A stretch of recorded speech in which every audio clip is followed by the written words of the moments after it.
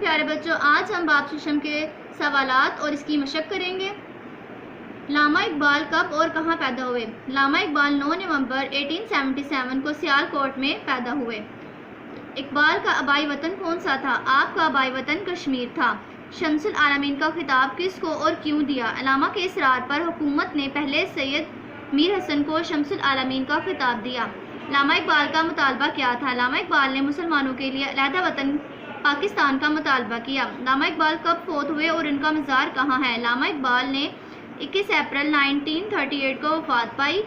آپ کا مزار لاہور میں بادشاہی مسجد کے قریب ہے۔ سوال نمبر 2، حروف کو جوڑ کر الفاظ بنائیں۔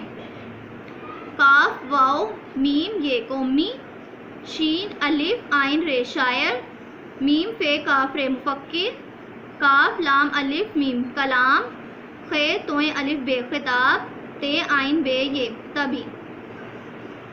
سوال نمبر 3 ہے، مندرجہ ذیل الفاظ کو اپنے جملوں میں استعمال کریں۔ الفاظ کلام۔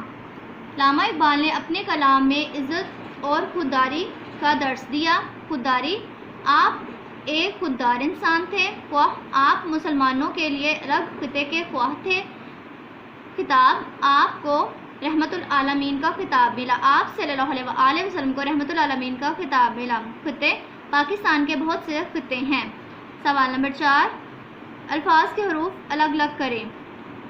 الف عین زے الف زے اعزاز، فے الف زوات لام فاضل، بے توئیں واو رے بطور، میم ہے تے رے محترم، الف نون کاف الف رے انکار، خے واو الف ہے الف نون خواہا۔